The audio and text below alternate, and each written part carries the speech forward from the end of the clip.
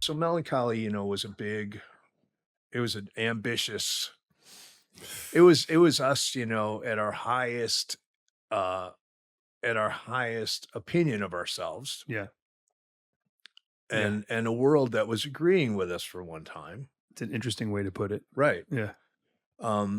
You had the backing. You have to think about music. Like, I'm a big history fan, so there's a great courses. I listen to these great courses. They're like history courses, or like 30-minute lectures of top professors on like steppe nomads or whatever. But there's one called Music as a Mirror of History, and it talks about it talks about the potential of popular music will always only be as high as the intellectual capacity of the people that are listening to it. Mm. So the level set of the sophistication of music is based on the intellectual capacity of the fan base, right? So you think, like, when you were listening to that stuff at 10, 11 years old, kids that were 18, 19, 20, there was this resurgence of intellectualism in America where people were reading Dostoevsky, they were reading Ginsberg, they were reading Kerouac. There was this whole pursuit of intellectualism.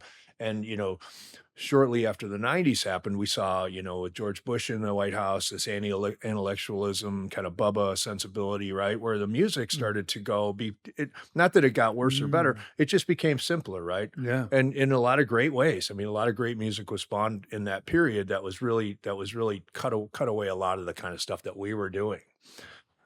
We were always happy to bloviate as much as we could and make things as sophisticated as we could. And, when we bring guitar players in to learn some of our stuff, they're like, wow, this is really fucking difficult, because it just turns on a dime. Like, Yeah. songs like Muzzle or like Eye of the Yeah. Morning, like those arrangements are super for somebody who's not like. One of the things about the Pumpkins, when we put a bow on a period like Siamese Dream, the goal in the next iteration is to start to relanguage, is to start, like, what Billy and I talk about before we go into a recording project is what's going to be the language we're communicating in on this particular record, right? Yeah. On Siamese, it was this very kind of lush, guitar driven.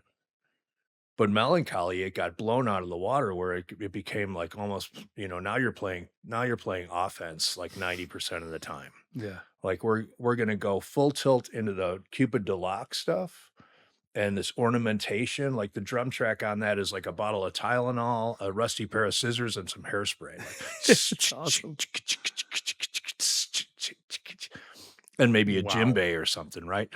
So you get like full Hal Blaine into like full, into full fucking, Tony land with like, Fuck You or Jellybelly. Yeah. Stuff that's so off piece. Let's go.